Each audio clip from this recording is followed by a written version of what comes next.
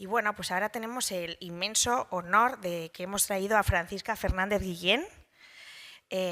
Voy a leer su presentación para no dejarme nada.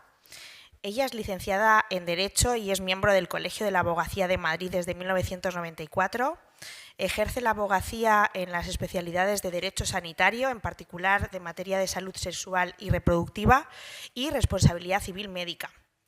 En los últimos 20 años ha trabajado para asociaciones de usuarias de servicios de salud, colectivos profesionales e instituciones públicas en materia de derechos de paciente y bioética. Ha escrito artículos sobre mujer, salud, derecho y participa habitualmente en cursos y jornadas de formación para profesionales de la salud, como en este caso.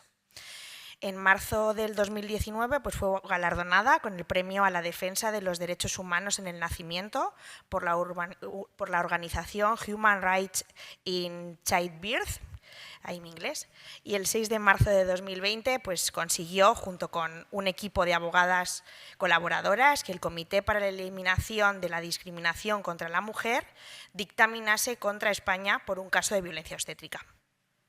El 27 de junio del 2022, el comité volvió a dictaminar contra España en el segundo caso que presentaron.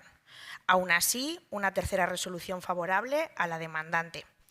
Es miembro de la Junta Directiva del Observatorio de Violencia Obstétrica de España y además me ha escrito esta mañana, ¿no?, para decirnos, aquí Lorea, el Hospital de Mendaro, nos acordamos de esta sentencia, ¿no?, de una familia que necesitó recuperar el cuerpo. Pues Francisca y su compañero Aitor Canales fueron los abogados de esta familia, que llevó al Tribunal Constitucional el caso de la denegación de la disposición de un cuerpo del bebé de esa familia y que dio lugar a la sentencia 11/2016 del 1 de febrero.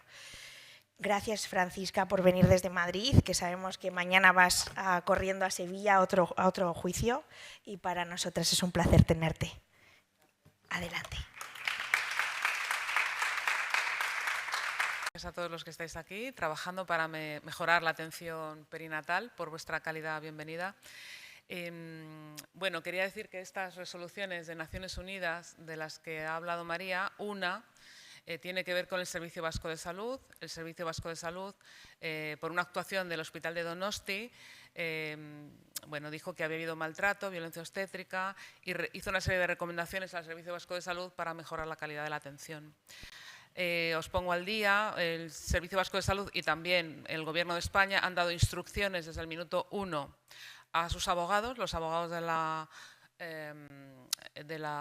Gobierno vasco y los abogados del Estado, en el caso del Estado español, para que se opongan al cumplimiento, férreamente al cumplimiento de estas decisiones. Es decir, a pesar del avance que hemos tenido en el reconocimiento de esta situación, a pesar de la resolución de Naciones Unidas, que es muy clara al respecto, pues sigue habiendo una tremenda, profunda resistencia a cumplir las decisiones del comité y a reconocer y a reparar a las víctimas, que es al final de lo que se trata.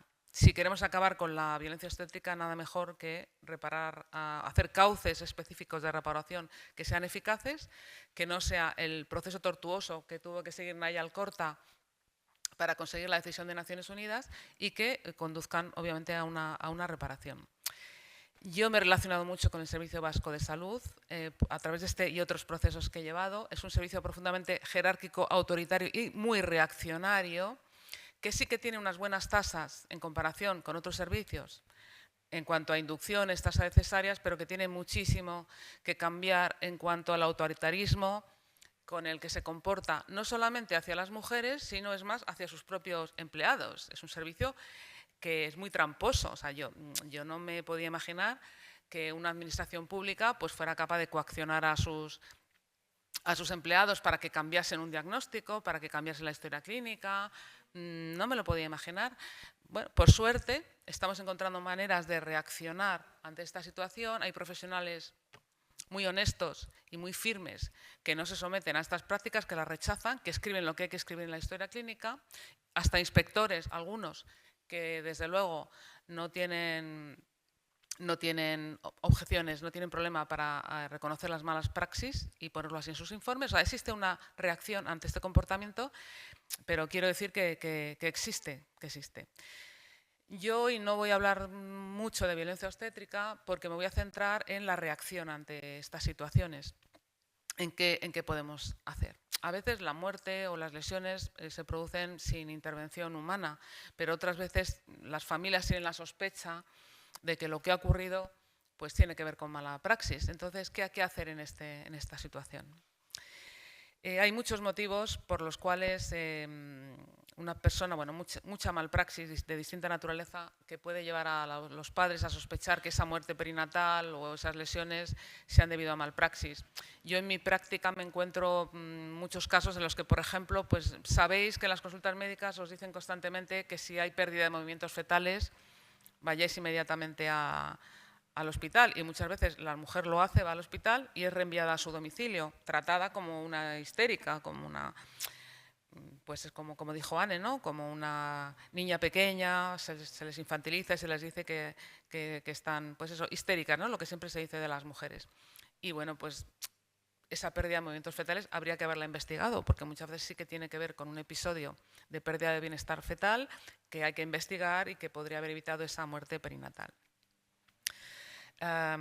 Ya en lo que es la práctica durante el parto, bueno, antes del parto, en las consultas médicas nos encontramos con mucha maniobra de Hamilton, que es un despegamiento de membranas, que en algunas situaciones puede ser mejor que una inducción del parto con oxitocina o prostaglandinas, pero que por supuesto tiene que ser aceptada, consentida por la mujer y con un motivo, claro, ¿no? Entonces, la maniobra de Hamilton, sabéis que vas a una consulta, te hacen un tacto, no se sabe muy bien por qué, porque si no estás de parto y ha sido una consulta rutinaria, ¿por qué te tendrían que hacerte un tacto? Te hacen un tacto y con las mismas pues te hacen un despegamiento de membranas, la mujer se va a su casa, puede llegar a ser muy doloroso y se encuentra con que lo que le ha ocurrido es que le han provocado el parto sin ella ser consciente ni dar su autorización. Ya dentro de lo que es el parto, considero de las peores malpraxis que pueda haber la maniobra de Christeller, por ejemplo, que es empujar el vientre de la mujer para provocar la salida del bebé, que puede provocar hipoxia, rotura de órganos internos de la madre o del bebé, rotura uterina, rotura de costillas, en fin, tiene una problemática grande y se sigue haciendo. Y además no se inscribe en la historia por motivos legales, obviamente, ¿no? Me encuentro muchísimas inducciones sin ningún motivo, por motivos de organización, diciendo a las mujeres que esto se hace, bueno, pues porque hay poco líquido amniótico, mucho líquido amniótico, en fin, razones espurias. Y al final lo que hay detrás de esto es, en la privada, intereses económicos, pero referidos al tiempo, a la gestión de agenda, y también en la medicina pública, porque en general se prefiere programar los partos para que todo ocurra en el horario más conveniente, las guardias, como se dice en la jerga, queden limpias para las verdaderas urgencias, como si un parto no lo fuese, ¿no? En fin, por muchos motivos también en la pública el aumento exponencial de la tasa de inducciones tiene que ver con intereses muy alejados de las necesidades de las madres y de los bebés. Ya también dentro del parto, pues a veces se inducen los partos, pero luego no hay un control adecuado de la monitorización fetal, del estado de bienestar fetal. También se administra, esto en el extranjero no se comprende, la gente se lleva las manos a la cabeza, pero se administra con mucha frecuencia dolantina y aloperidol, por lo menos en Madrid y otras comunidades.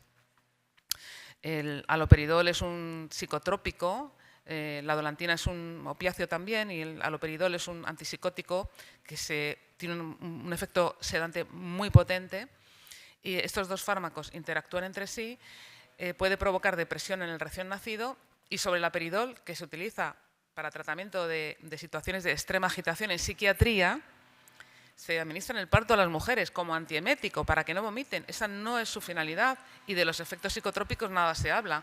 Entonces estos dos medicamentos interactúan. Por supuesto a la mujer no se les dice que se le está administrando. Te voy a poner algo para que te quedes tranquilita y tan tranquilita. Se usa para el delirium tremens en los alcohólicos. O sea, te deja cao. Te deja que no, la realidad es que te lo ponen para que no molestes. Y claro, esto tiene consecuencias en el desarrollo del parto. Tú resulta que no te puedes tomar ni una aspirina durante el embarazo y llega el momento del parto y te ponen en vena, te inyectan aloperidol y dolantina, que son unos medicamentos muy potentes sobre todo en sus efectos, digamos, en su interactuación. Bueno, podría hablar largo y tendido sobre la malpraxis en el parto. episiotomías que provocan desgarros del esfínter anal, parálisis cerebral en niños por situaciones de hipoxia que no son detectadas, que son provocadas muchas veces por hipertonía, procesos que tienen que ver con la inducción del parto. Podría no parar de hablar de esto, pero me voy a centrar en la reacción. ¿Por qué podemos reclamar? Podemos reclamar por daños de naturaleza psicológica, por ejemplo, una mujer que sufre estrés postraumático o depresión por el trato que ha recibido o por la pérdida de un bebé, obviamente cuando responde a negligencia o maltrato. Daños físicos, obviamente. Podemos también reclamar por los daños patrimoniales derivados de gastos. Yo llevo muchos casos de mujeres que quedan con incontinencia fecal y urinaria como consecuencia de malpraxis en el parto. Forces, episiotomías, muchos motivos. Esto le genera gastos en pañales, en tratamientos. Sé que queda feo hablar de gastos cuando el primer drama para una mujer joven es, como os podéis figurar, quedar con una incontinencia. Pero bueno, también es para intentar separar los daños. También va a generar un coste económico para ella y también social. De esto no se habla suficientemente. Una mujer que por culpa de esta incontinencia va a causar bajas laborales prolongadas o incluso una incapacidad permanente, le genera a la seguridad social, a todos los españoles, unos costes enormes. O sea, hay un coste también social oculto. Ya os podéis imaginar cuando un niño queda con parálisis cerebral. La de cuidados que necesita, que tenemos que proporcionarle toda la sociedad. O sea, hay un drama humano y también un inaceptable coste social para todos nosotros. Y la pena de todo esto es que es evitable en muchos casos. ¿Cómo proceder? Bueno, las vías de reclamación difieren por razón de la gravedad del daño, también de los plazos. Hay que tener en cuenta los plazos. Hay veces que se nos ha prescrito la acción y hay que hacer una ponderación de riesgo-beneficio. En los casos más leves, bueno, siempre se puede hacer algo. Voy a empezar por las reclamaciones y las quejas. Como mínimo hay que poner una queja en el servicio de atención al paciente del hospital, si es en la pública, y también si los hechos han ocurrido en la medicina privada, además de una queja también en atención al paciente, se puede poner una reclamación a la Dirección General de Seguros y Fondos de Pensiones, que se encarga de vigilar a las aseguradoras que no cumplen su obligación de prestar un servicio de calidad. Muchas aseguradoras piensan que ellas, dándote un cuadro amplio de centros y profesionales a los que tú puedes acudir, ya han cumplido con su obligación. Pero esto no es así. Ellos son quienes contratan con los médicos cuánto les van a pagar y, por tanto, qué tipo de atención está dispuesto a ofrecer tanto la clínica como el profesional, y por esa razón deben de responder si luego la calidad del servicio no se adecúa a las expectativas que han generado en el cliente. Bien, en la sanidad pública hay un procedimiento administrativo que se llama procedimiento de reclamación de responsabilidad patrimonial, que sin ser procesal, es decir, sin estar en el ámbito judicial, es, como digo, un procedimiento administrativo. Sí que tiene unas características que nos pueden interesar porque hay una investigación. Tiene que emitir un informe la inspección médica, se interroga a los profesionales que han intervenido en la atención sobre qué han hecho, por qué lo han hecho, en fin, se les pide explicaciones y al final tiene que haber una resolución administrativa que estime o desestime la reclamación. Después, cuando esta reclamación ha sido, que en el 99% de los casos, como os podréis figurar, se desestima, obviamente por una falta de democracia en el comportamiento de nuestra administración, debería estar al servicio de la sociedad, pero muchas veces lo único que hace es estar al servicio propio de los propios intereses de esa administración. Cuando esta reclamación es desestimada, las personas pueden acudir a un procedimiento contencioso administrativo, ya esta vez en los tribunales. Además, se puede demandar a las aseguradoras del servicio público en la vía civil. Si los hechos han ocurrido en una entidad privada, se puede seguir la vía civil contra el médico y contra también su aseguradora o el propio servicio, en la propia aseguradora, Asisa, Sanitas, en fin, la entidad aseguradora que sea con la que nosotros hemos contratado la póliza. Existe también la vía penal. La vía penal en general no da fruto, y no da fruto porque, bueno, en principio, la mayoría de negligencias obedecen a a imprudencia, a errores que pueden ser más o menos graves, pero en general no hay dolo, es decir, no hay una intención de causar el daño. Por lo tanto, la vía penal en realidad debería estar restringida a estos casos. En general se archiva. ¿Por qué hay veces que yo me encuentro casos que ya me llegan por vía penal o a veces he tenido que recurrir a ella instrumentalmente? Sería pues casos en los que hay que pedir la autopsia. Entonces, si tú pones una denuncia penal, se va a hacer cargo el juzgado de pedir la autopsia. Los plazos son muy diferentes. En la vía contencioso administrativa, el plazo es de 1 año para reclamar. El año no se cuenta desde, por ejemplo, desde el parto, si el bebé ha sobrevivido y tiene lesiones, o si la mujer tiene lesiones. Ese plazo se cuenta desde que la persona conoce las consecuencias dañosas de la actuación médica. En caso de un niño con parálisis cerebral, figuraros, puede ser 1 año o 2 años después. Aunque siempre, yo como precaución siempre recomiendo reclamar en el plazo de 1 año. Si el bebé ha fallecido, si es una muerte perinatal, claro, obviamente ahí el plazo radicalmente comienza, es el de 1 año después de esa muerte. Si, por el contrario, vamos en vía civil contra la aseguradora, el plazo es más amplio, son 5 años. En el ámbito penal, los plazos varían según el tipo de delito. Lesiones, homicidio, entre 5 y 10 años, son más amplios. Bien, ¿y qué hay que hacer si yo tengo la sospecha de que la muerte de mi bebé o las lesiones que yo sufro se deben a una mala praxis? Lo primero, bueno, hay que investigar. Para investigar es preciso que recabemos toda la historia clínica de ginecología y obstetricia y neonatal de nuestro bebé. A veces no hay historia neonatal si el bebé no llegó a ingresar, pero sí habrá una historia de pediatría, si hubo una reanimación. Bueno, recabar toda la historia clínica de los procesos de urgencias. Los médicos de urgencias, en general, ellos piensan que pueden hacer las cosas sin archivar las ecografías o los registros. Bueno, los médicos de urgencias tenemos derecho a obtener toda la historia clínica completa, de todo lo que se hizo en urgencias o en planta, da igual. A veces hay que reclamar varias veces para obtener la historia clínica completa. También es importante la del centro de salud. Muchas mujeres que llegan con un duelo patológico a las consultas de salud mental de los centros de salud, allí es donde se hace un proceso de tratamiento, de investigación terapéutico muy importante para acreditar el origen de ese problema de salud mental o físico, o porque tú vas al médico porque tienes pérdidas o porque tu bebé ves que no progresa como debería, y esos procesos tienen a lo mejor lugar al principio, de inicio, en los centros de salud. También nos tienen que dar la historia clínica a los centros de salud. Conviene siempre hacer un relato de lo que nos ha ocurrido, propio o gracias a nuestros familiares, que a veces recuerdan cosas que nosotros no recordamos o no estamos en situación de haber presenciado. Y con este relato y esta historia clínica, lo que hacemos todos los abogados que trabajamos en este ámbito de la responsabilidad civil médica es ponerlo en manos de un perito, ginecólogo, obstetra, depende del tipo de daño, puede ser neurólogo si ha habido daño neurológico, en fin, dependiendo del tipo de daños, lo ponemos en manos de un perito que dictamine si ha habido negligencia. Esto lo llamamos informe de viabilidad, no es un informe pericial para juicio, es un informe previo que simplemente, que es más económico obviamente, nos dice si la familia, la persona se puede plantear realmente una demanda, y a partir de ahí intervenimos los abogados y ponderamos otras cuestiones de información, consentimiento, que también son muy importantes.